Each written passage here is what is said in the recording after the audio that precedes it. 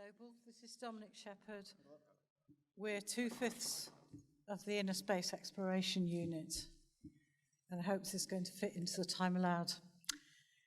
In May 2020, a group of artists, magical practitioners, Judith Noble, Dominic Shepherd, Ethan Pennell, James Riley, and Evie Salmon, mostly previously unknown to each other, met online to discuss how the experience of the COVID lockdown was affecting their inner worlds.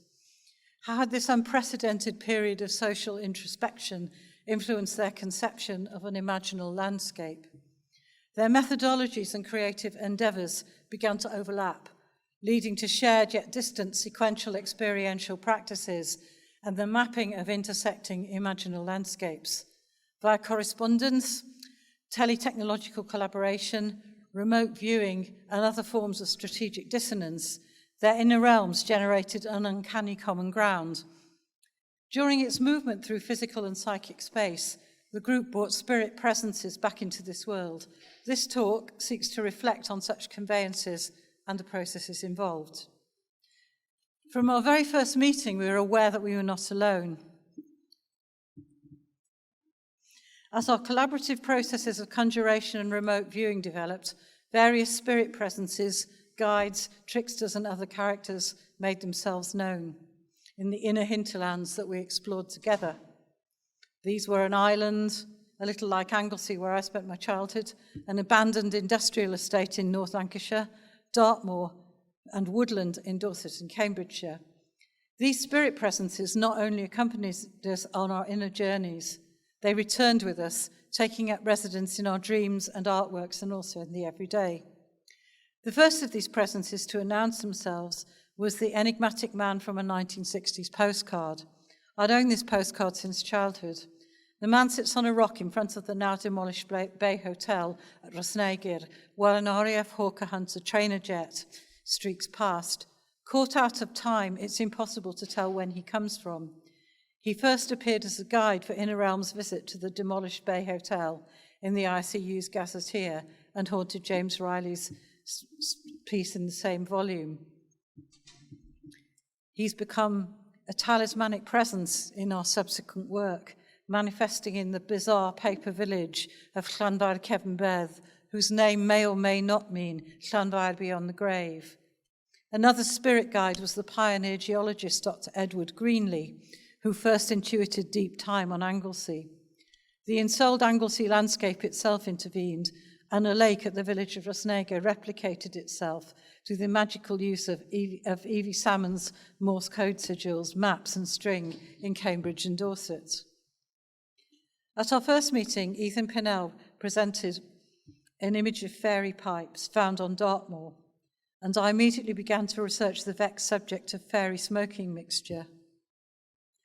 Together, we made the discovery of the hitherto unknown spirit, Ianto Vran, who haunts the sand dunes and beaches of the southern coast of the island.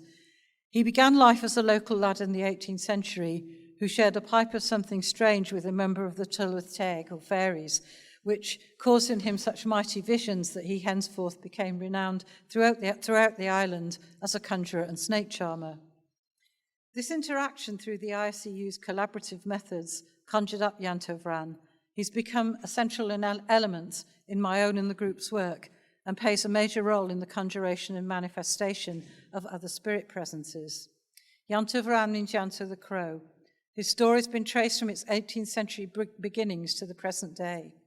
He was involved in the coming of the railways to the island, the building of RAF Valley during the Second World War, and the associated discovery of the Llyn Cerrig Bach hoard of Iron Age objects, the burning down of the Britannia Bridge that linked the island to Wales in 1970, and a hurricane caused by chaos magic ritual, and more. Spirit possession has been something Western magicians don't do, a dirty secret. Much Western magic has been all about control. Possession is often involuntary. The human horse is so completely and sometimes so violently possessed by the spirit rider that they lose any semblance of control and their conscious self may be erased until a difficult or painful return to the everyday. Conventional Western practitioners find this at the very least humiliating, if not threatening and frightening. Possession means deliberately allowing a spirit or discarnate being into one's consciousness. It can be done so there's a degree of memory, and with the spirit's possession, this is taken back into the mortal world and used as the basis for magical and creative work. This is the aspect of possession that's been developing within my work in the ISEU, at first in the inner realms, and then, very significantly, latterly in the physical landscapes of Anglesey, where Iant of Ran first manifested. Toan Truan, June 2021. A day of wandering, possessed by the spirit of Iant of Ran, conjured by the ISEU, using the Morse sigil created by Evie Salmon, resulting in a series of images and objects given by the spirit. Across the bridge, the sound of skylarks, smell of salt marsh, play Evie's Morse invocation of Iant of Ran, play it back to itself as I walk through the dunes on viper paths. He guides my feet, tells me the border between the worlds is a tide line constantly shifting. The sea beyond Cameron is a blue line at the edge of this world. At the scrying pool, a white pebble thrown into the water, thanks and a summoning. He asked me to follow him. I write his name in the sand. The tide will take the words. Soft sand blows, covers my limbs, fills my hair. I become part of the tide line, his breath like the wind on Cameron, salt on my tongue. Current work flows from this possession, using sand and seawater collected on that day. Physical objects link back to that place and the state of possession. Tideline, 19th of May, 2022. A deep and disturbing experience of possession. I put myself in a very difficult place, psychically as well as physically, cut off by a high spring tide on an exposed, wind-blown boundary between two remote, deserted beaches. I chose the date to coincide with the spring tide. It was only later that I realised that the 19th of May 2022 was actually the centenary of my father's birth, and it was my father who showed me how to work magic in these places. One crow follows me around investigating the tide line, dodging the waves, looks up and watches out for me, makes sure I'm going in the right direction. The highest spring tide of the month is rising, eating up the beach, cut off on the far side of the river, everyone else going home to safety. I'm going in the opposite direction. At the end of Treth Crigith, the line of reefs is rapidly being overwhelmed by huge waves, ahead Cameron stretching for miles. Nothing is fixed here, nothing safe or solid, only the sand blowing and the huge tide rising, everything shifting, lying down, trying to find shelter next to the dunes, the crow still tracking me, making sure I'm where it wants me. Beach nearly gone, tide will soon peak, crow looks me in the eyes, I go with him, I go willingly, we cross the tide line. Wandering through dunes together, crow's feathers, these dunes, not these dunes. Sun is like the moon, day not night, shines very silver, like looking from inside the mirror. Over the tide line, eyes glittering black, fixing me, telling me secrets, how to walk the tide line, ecstatic but no physical senses. Follow the tide as it recedes and rises. No time, just tide rising and falling again for so many tides. No footprints, no time, silver sun, becoming one thing, endless tide line. Then he tells me I have to go back, follow the crow, sends me back across the tide line. I don't want to go. Salt tears stinging my face. The tide has just peaked, just by my feet. How did I get here? Slack water, crow watching over me. I cannot move.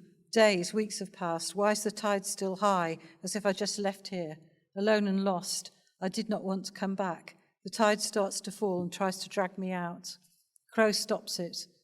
Earthly body is numb, turns to pain like ice as I try to move. Gradually come back, a plaited rope of Moresque to bring me back, and 2 crow feathers from the tide line. This enchantment returns again in dreams, with the sense that much more time has passed than is possible. I'm not sure if I'll ever properly return, but I know how to walk the tide line.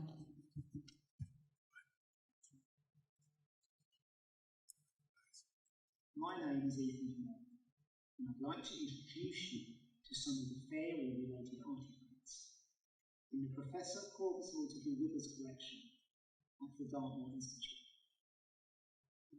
Professor Corvus Montague Withers first came to my attention whilst researching The Traveller's Guide to the Otherworld, a practical aid to journeying to and from the fairyland.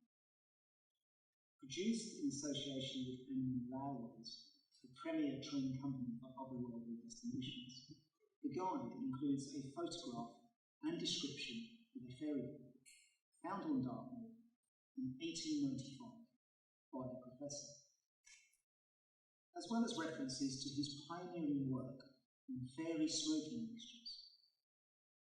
And due to further research by Dr. Muriel and Associate Professor Judith Noble of the Dartmoor Institute and Inner Space Exploration Unit, these artefacts are now receiving the recognition they deserve within scholarly circles. And here you can see a rare example of a large wooden fairy book, quite unlike the more commonly found small clay pipes with bowls barely big enough to accommodate the tip of the finger. The focus of this talk, however, is on a few of the other curios from the collection, which I hope will shed further light on the professor's interactions with the faith, in particular, their trickster elements. So here you see a fairy host, Shul-Shi, suspended in time and space through liquid enchantment, conjured from the papal village of Clan-Ver Kerbeth, where the professor mysteriously disappeared for a second time whilst on the trail of the Cath Cúlaig, the monstrous cat of the medieval Welsh Fleer Cerbydin, the Black Book of Carmarthen. And Fae, when reanimated, can be bound to the professor's will and at his command. This is dangerous business, as attested by various early modern boom rites. Violent pinching, blood-sucking, wounding with elf shot, and sacrificing to hell have all been blamed on the fairies. A large number of spells are concerned with thwarting the fairies' predilection for evildoing. They are precluded from holding any power over the spell weaver's mind or body, or indeed hurting any living being. So this is the front page headline from the Daily Bible, the Monday, June the 21st edition. And it provides some background information about the professor's stay in the Papal Village of Clan-Ver Kerbeth. A copy is available on request from the Dartmoor Institute. Please contact the Inner Space Exploration Unit for further details. Finally, the Tree of Charms, of unnamed date and origin. It showcases a number of artefacts used to protect the owner from the evil eye, fairies, witches and demons. Included is a Neolithic arrowhead or elf dart. In the Anglo-Saxon period, these prehistoric flints were believed to be fired by elves. As a result, the arrowheads were carried or worn as amulets in order to protect one from being elf shot. The other objects are a bent nail, an owl feather, a bell, an old key, a hagstone, and an eggshell stuffed with horsehair. According to the magazine Man with Magic, the latter item likely rubs Evolution's body to some and then thrown into the street. Sorry, Boris Karloff transferring the music. I'm going to cut that. Okay. I'm just finishing. According to the magazine Man, Myth and Magic, the latter item was rubbed on a patient's body and then thrown into the street, transferring the disease to whoever trod on it. Although when this tradition began or where it originated from is unclear. A hagstone, witchstone, or in the northeast, adderstone, is a pebble with a natural hole in it. Its magical properties include the ability to see through the disguise of a witch or fairy by looking through the hole. Red thread was used to hang the objects, providing further protection against the evil eye. As for the tree itself, a twisted one traditionally symbolises magic.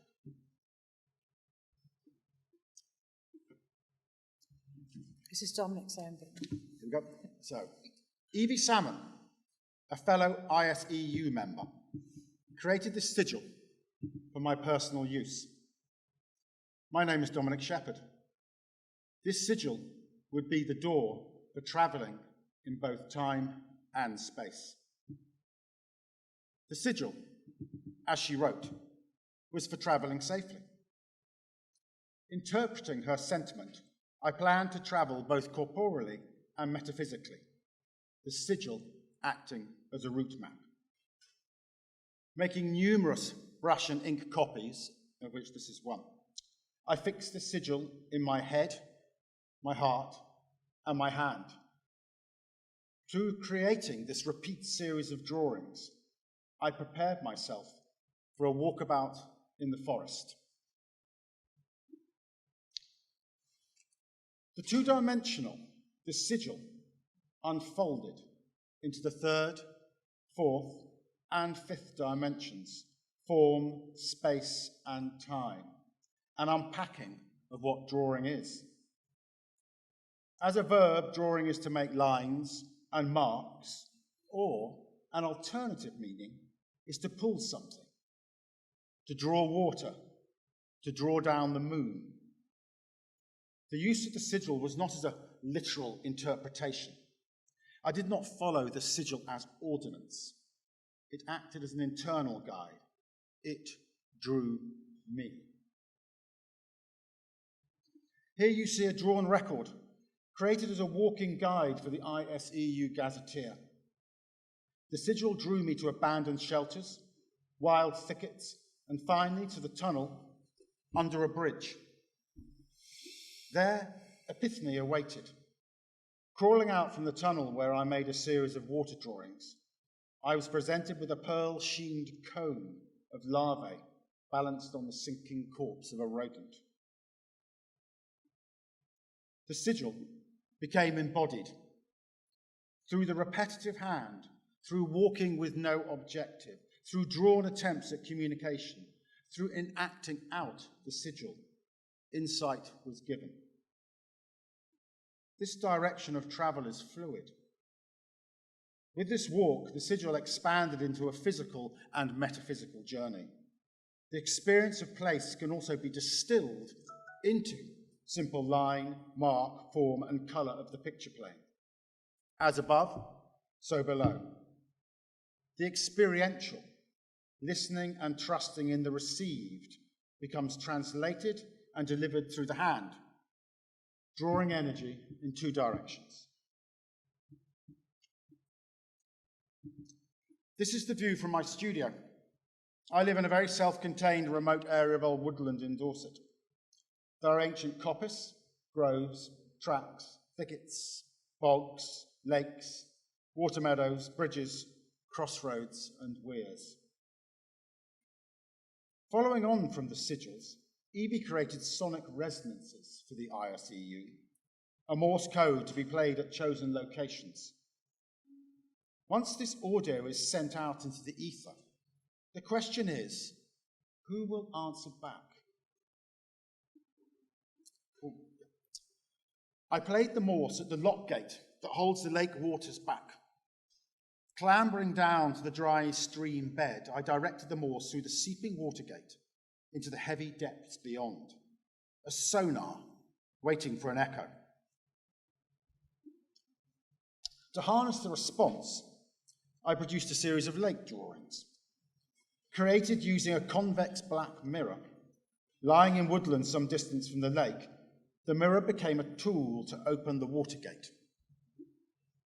Scrying the mirror, the hand becomes the automatic receiver, the drawn line an echo, recording of the responding voices.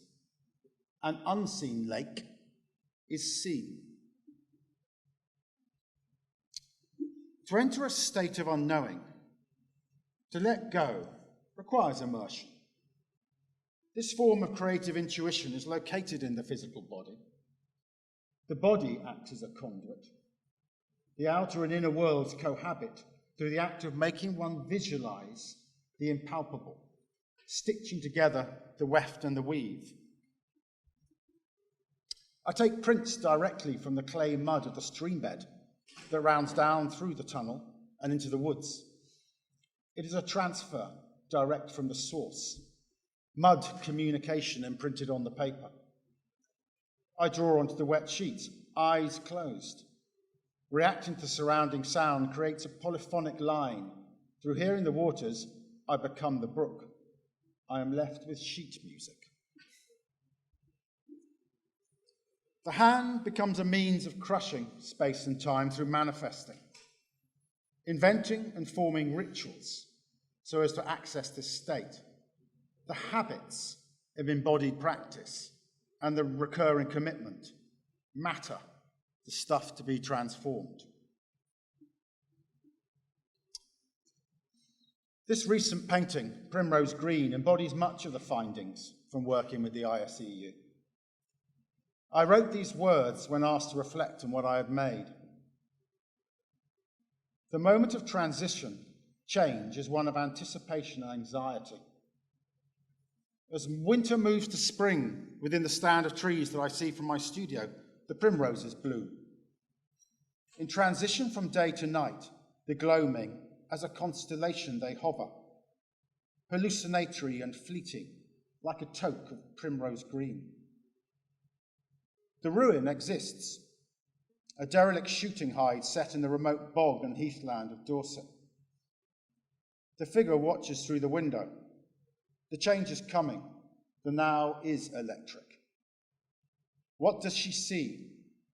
The heavenly city, the barbarians at the gate, a carnival parade, a burning forest, the rising sun, or the dying of the day. Thank you. Tom? And that.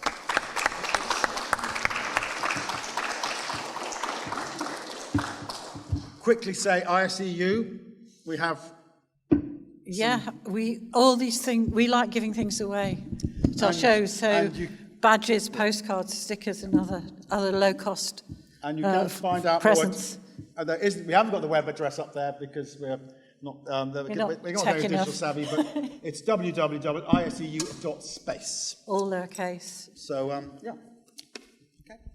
Cool, but thank you. Very interesting. I just want to make sure you guys, you know that classic J.G. Ballard essay called Which Way to Inner Space? Mm-hmm. Yeah. Mm-hmm. Yeah, cool. Yeah. I have just a quick question, thinking about, you started out saying that it was about how COVID had influenced your inner landscape or imaginal landscapes, and it's all sort of like this kind of like a type of psychogeography taking you to nature. So I'm just wondering if you think that COVID changed your relation to nature? Well, I suppose the thing about the ISEU was that it did in a way because it introduced us to each other. So I think we probably all, certainly Dominic and I, had a relationship with nature that's grown and developed through our own practice anyway, but that through working with the others, which would not have happened without COVID, that changed. And it's that sense of the spirit presences that we've met through our collective journeys that we go on together that come back into this world and into the practice with us. Yes, if that makes sense, that has changed the relationship with nature. It's made it much, much deeper, and also, well, not just alive, but an inhabited space with others instead of just being. And I think it's very important to say that. I mean, that work I was trying to show on Anglesey happens in this world, but it happens in the other world in this world. So it's not about mind journeying. It's about being in a landscape where this world and the other world are present at the same time. Yeah. And being in that, being able to be in that and then try and make some sense of that back, I suppose. And what's also been interesting is it's these other landscapes that everyone else is in.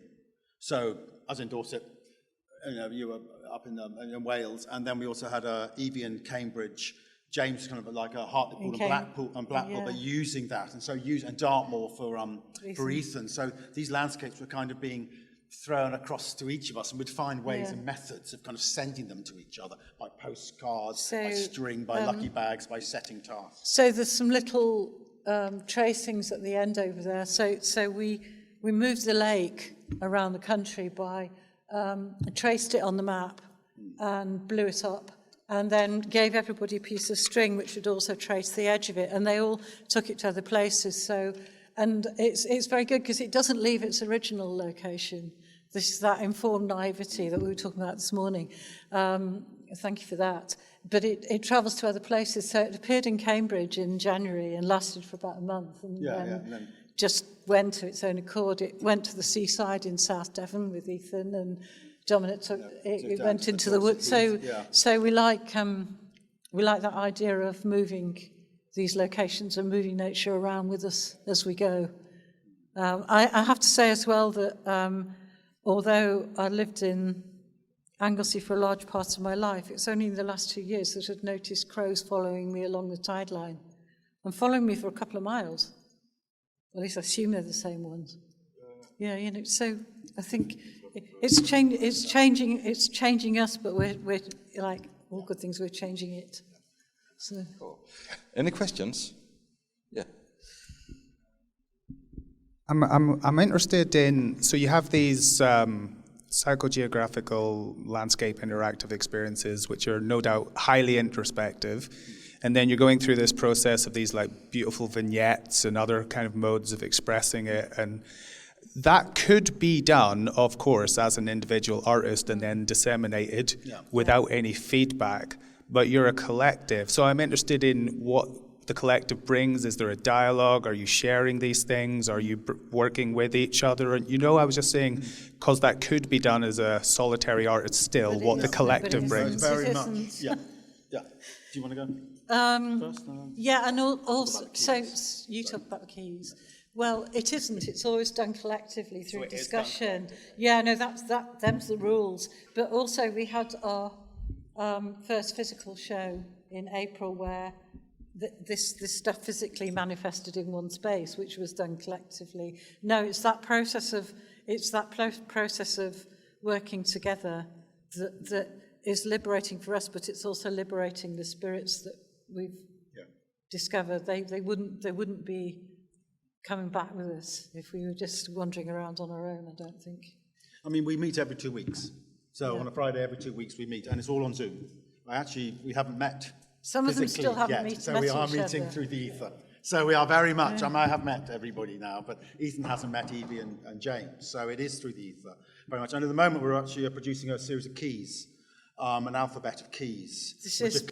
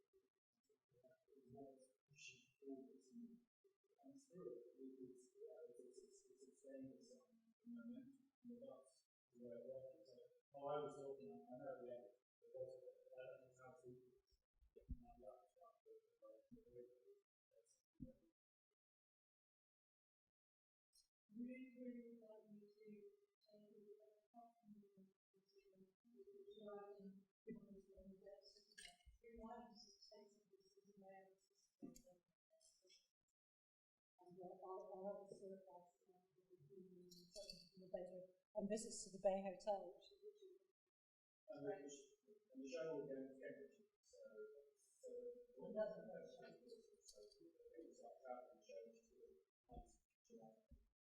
And if anyone would like to spend the other thing is that with we don't charge money. That's it.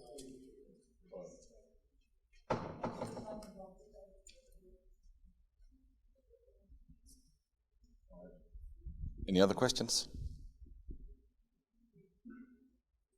We're actually right on the money for the coffee break then. All right. Cheers.